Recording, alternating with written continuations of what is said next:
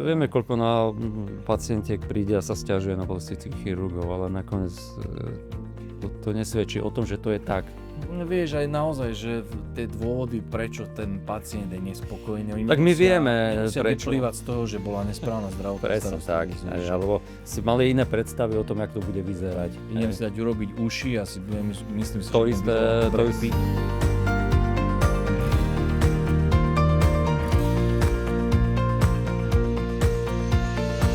Prajeme pekný deň, vítame vás pri ďalšej epizóde našich podcastov a ja som rád, pretože možno teda ste si všimli, že trošku sme to pomenili.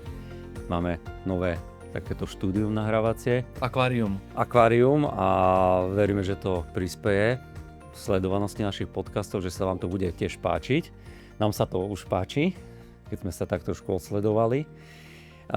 Dneska máme s Ivanom jednu veľmi peknú tému, štatistiky. Štatistiky zase máme tu na úrad pre dohľad nad zdravotnou starostlivosťou a úrad pre dohľad zverejnil štatistiku v podstate podnetov, ktoré podávajú pacienti v priebehu roka 2025, niečo čiastočne máme aj čo sa týka roka 2024. Aby sme to porovnali. To zaujímavé veci. A zaujímavé veci nastali. Ivanko, čo sa tam také udialo? No, ja som išiel napravo. Dobre alebo zle? Nevieš povedať záleží, čo? či sa na to pozeráš ako lekár alebo ako pacient, tak palica má dve konce, sa hovorí. Akože na tie také porekadlá máme síce iných expertov na Slovensku. Ale ja sa tiež učím, musíme sa učiť. Ale teda záleží, ako sa na to pozeráš. Či sa na to pozeráš ako lekár alebo ako pacient. Čo mňa zaujalo, pozorej, ja som napravo išiel preto, lebo nemám rád čísla. Takže ako nahľadím štatistiky. Tak až na konci ich máš rád. Čísla až na konci, je to tak, áno. Ale čo ma zaujalo je to, že čo najviac ľudia pozerajú v prípade dohľadov je opodstatnenosť podnetu. A toto ma zabilo, počuj. No. V roku 2024 bolo vyhodnotených ako opodstatnených 15% podnetov podaných. V roku 2025 skoro 24%. To je neuveriteľný nárast. To je zaujímavé, že čo je dôvod, že čo je za tým, lebo to nie je akože nejaká štatistická, vieš, taká to je veľa. chyba. To je naozaj, niečo sa udialo, my presne nevieme čo. Neviem, no tak možno, že je to asi kombinácia viacerých faktorov, môžeme sa o tom porozprávať. Môžeme sa porozprávať a skúsim ešte na úvod povedať nejaké veci. Celkovo prišlo na úrad niečo cez 1900 podnetov plus v roku 2025, ale niečo tam prešlo ešte z roku 2024, takže bolo v riešení 2500 podnetov. No a úradu sa podarilo v priebehu roku 2025 vyriešiť zhruba 1800 podnetov, a to tak, že zistili, že časť nie je podnetom ani pre úrad, že to nemá on riešiť, alebo môže riešiť, ale nie je dostatočné na to, aby vôbec ako to podnet chýbali identifikačné údaje alebo voči akému poskytovateľovi. Tak zostalo niečo okolo 1400 podnetov, ktoré vyriešil tým spôsobom, že niečo cez 700 sa mu podarilo nejako vyhodnotiť. A z toho bolo 182 bolo práve to, že je to opodstatnené. To znamená 700 vyriešených a 182 opodstatnených. Ako keď sa na to človek pozrie tak, že každý štvrtý podnet je opodstatnený, zrazu môže si tak človek, že tak to je posun, to je zmena. Áno, lebo keď si tak zoberieme z našej histórie ako kancelárie, že koľko takých tých podnetov reálne, alebo čo máme skúsenosti s úradom, že hovorili, že tých opodstatnených nebolo ako také percent. No naozaj, že 2024 15%, 2025 24%, necelých. Obrovský posun, to je veľmi zaujímavá vec. Ako stále ide, že až každý štvrtý je opodstatnený. Áno, len akože to je skok. Je to obrovský skok v tom.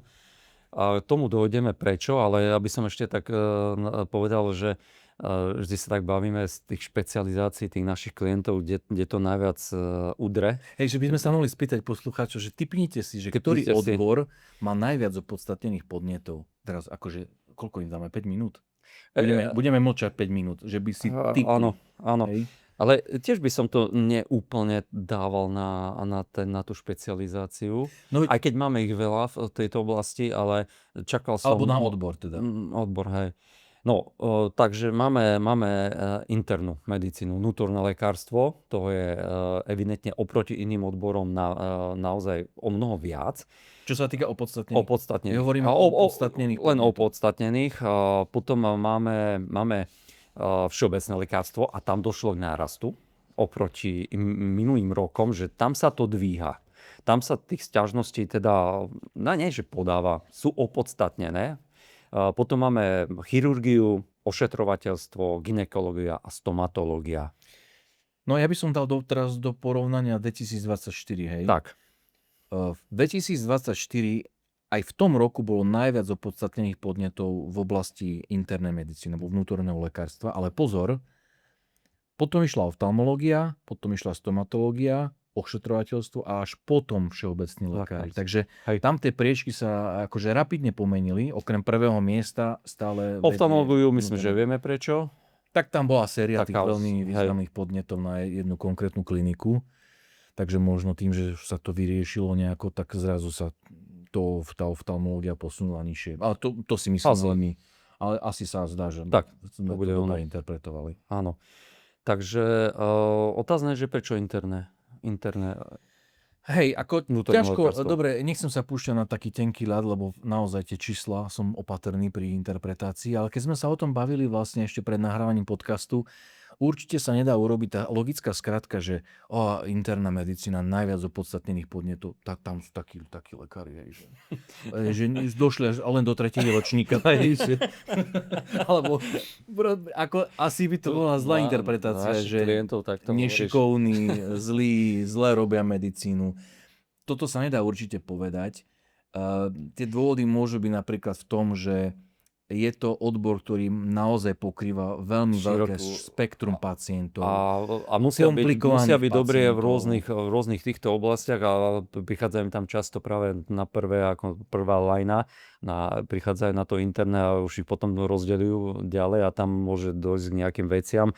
Jednak sú tam hlavne aj polymorbilní pacienti, ktorí prichádzajú, takže asi z toho dôvodu to tam bolo takto. Aj viem, že oni sú dosť poddimenzované, keď sa bavím s internými, čo máme našich klientov alebo aj na kongresoch, tak je to dosť poddimenzovaný odbor, aj slabšie, keď máme ambulancie, slabšie platený, takže nie je to vôbec jednoduché. Pracovať. A samozrejme, že ak tých výkonov je veľa, no tak je prirodzené, štatisticky to je prirodzené. Akože každý robí chyby, veď to je samozrejme v každej profesii, to nie je, že chce urobiť chybu. Takže ako máš veľa výkonov, no tak samozrejme môže narastať aj počet výkonov, kde jednoducho niečo neodsleduješ, nedáš si pozor a tak ďalej. Takže určite z toho nevyplýva to, že interná medicína pretože je veľa najviac opodstatnených percentuálne, že to sú vlastne nešikovní lekári, alebo že im je to jedno. To sa určite nedá dať medzi tým. No a ešte máme na zajola plastická chirurgia 2 prípady. Stomatológia tiež, lebo máme veľmi veľa prípadov. A zaujímavé, že iba toľko vyšlo z celého roka. Hej, lebo ty hovoríš, že máme veľmi veľa prípadov, ktoré my zastupujeme. Áno. Ale tu vlastne vo vzťahu k UDZS... Čo my máme viac, jak tu. To je pravda. My sme možno medzi tými neopodstatnými, vieš. A zase záleží, že na ktorej strane ste. Keď ste na strane poskytovateľa, si poviete, že že sme v správnej skupine neopodstatnení. Asi je tam málo znalcov a konzultantov. Opäť asi tých dôvodov je veľa, ale možno, že tá logická skratka pre ľudí, keď si povedia, že najviac, že to budú nejaké len chirurgické, alebo kde sa reže, tečie krv. Ale nemusí to tak proste byť. Ale vieme, koľko na pacientiek príde a sa sťažuje na plastických chirurgov, ale nakoniec to nesvedčí o tom, že to je tak. Vieš, aj naozaj, že tie dôvody, prečo ten pacient je nespokojný, tak my vieme, prečo vyplývať z toho, že bola nesprávna zdravotná starostlivosť. Tak, alebo si mali iné predstavy o tom, jak to bude vyzerať. Idem si dať urobiť uši a myslím si, to že isté, Brad Pitt. Stomatológia má koľko, 13? A pritom vieme, že áno, tam dosť tá nespokojnosť vyplýva z toho, že oni chcú mať to dokonale a často sa sťažujú, že niečo im to nesadne ale tých prípadov my máme naozaj extrémne veľa. Hej, je veľa. Ja veľa ich je. Dobre, no z toho by sme ešte mohli urobiť jednu vec, že tá opodstatnenosť Prečo? nemusí vyplývať len z nesprávne toho, že som viedol nesprávne Hej. operačný rez, ale môže mať aj vlastne ďalšie Áno, dôvody, prečo sa vyhodnotí na A konci prečo dňa je tak, ako- prečo aj ten náraz bol taký, to sme sa trošku No. bavili, že čom to je. Len keď si zoberieš tie podnety, ktoré prichádzajú, tak za rok sme našli, že tie podnety majú hlavu a petu od pacientov a hlavne sú spracované AI. To znamená, že aj tie podania, aj si to cítime, že to rastie a ľudia si to vedia, alebo teda rodinní príslušníci to aj pre staršie osoby to dávajú spracovávať. To znamená jednak asi tá informovanosť, kvalita toho podania, ale samozrejme potom aj prečo. Ten nárast toho podstatnosti je aj súvisí asi s tým, že niečo sa možno v zdravotníctve nie úplne ideálne asi deje. No, A by to som- je, a možno, že to, čo si spomínal, že to nesúvisí s tým rézom, ale s to, ako stíhajú viesť napríklad svoju zdravotnú To je veľmi dokumentáciu. dôležité, to je dobré, že si povedal. Hej, a to znamená, máme lekárov kvalitných, dobrých, vynikajúcich, ale padnú na jednej veci, že nemajú zápis zdravotnej dokumentácii. Presne tak. Nevieš ty spätne preukázať v rámci dohľadu, že to, čo sa dialo napríklad so súhlasom pacienta, že bol poučený možno o nejakých inherentných rizikách, ktoré sa žiaľ Áno, Bohu v tom lebo prípade zrazu objavili, Tak. alebo že si to, a ty si to nedostatočne zapísal do zdravotnej dokumentácie. Takže a to ti jedna, môže úrad vyhodiť. jedna vec je, že naozaj nemuselo to byť dobré, alebo bolo to dobré, nevieš to preukázať, pretože je zle vedená dokumentácia. A druhá vec je, že vedel si to úplne dobre, ale mal nežiaduce účinky a ty si ho nedostatočne informoval. To znamená zlé vedenie, áno, vopred zlé vedenie informovaných súhlasov. Takže tie dôvody, ja som zvedavý, čo to bude vlastne budúci rok a ako sa to bude vyhodnocovať, lebo to je veľký nárast a o ničom to svedčí, že sa niečo deje. A ja by som možno ešte povedal jednu vec, ono sa to úplne netýka podnetov ako takých, ale celkovo úradu pre dohľad. Neviem, či si všimol, tak ako ja, ale ja si všímam za posledný rok a možno aj dlhšie, že úrad skutočne vykonáva tú svoju kompetenciu dôraznejšie nielen v tej takej tej kontrolnej časti, že kde vykonáva dohľad a tak ďalej. To je taká tá nepríjemná časť je pre poskytovateľov, ale naozaj významne vykonáva tú svoju činnosť aj v takej tej preventívnej časti a toto sa mi strašne páči. Hej, že zase narastajú tie kazuistiky. Napríklad na LinkedIne oni pravidelne publikujú nejaké informačné, edukačné posty. A mne sa to veľmi páči z toho dôvodu, že toto je veľmi podstatná kompetenčná časť úradu. No. A keď si aj pozrieš tú správu, tam pribudli niektoré časti v správe za rok 2025, ktoré, ak sa nemýlim, tak oni neboli v takom rozsahu alebo štruktúre obsiahnuté napríklad v správe za rok 2024. A to sú práve tie časti, ktoré sa týkajú edukačných aktivít, kazuistík, teda preventívnej činnosti. Používania.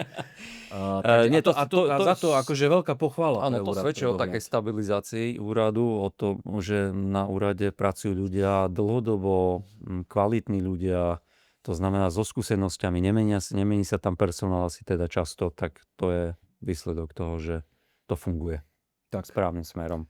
Takže len tak ďalej. Len tak ďalej. Veľká pochvala v tomto smere. Trošku sme odbočili, ale... Chválime to, že? Ale chválime to. Júko, čo tam máme ešte? Tak podstatu sme povedali. Ja si myslím, že tam je veľmi dôležité naozaj si povedať, že, alebo možno ukončiť to s tým, že štatistika sú síce čísla, ale nie sú to len čísla, pretože oni so sebou nesú nejakú informáciu a v tomto zmysle, ak by sme končili tými podnetmi opodstatnenými, tak je dôležité vlastne uvažovať o tom, že čo je za tým nárastom a možno, že ako sa vyhnúť tomu, aby sa poskytovateľ dostal do kolónky opodstatnených podnetov.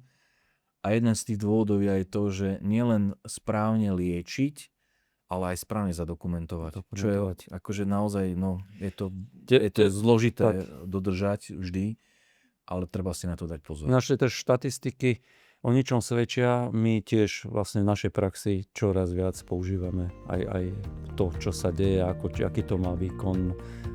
To znamená, štatistika nám veľmi pomáha sa orientovať a ďalej. Takže my vám veľmi pekne ďakujeme. Radi vás privítame pri ďalšej našej epizóde. Lajkujte, píšte, volajte. Ďakujeme veľmi pekne. Majte sa krásne.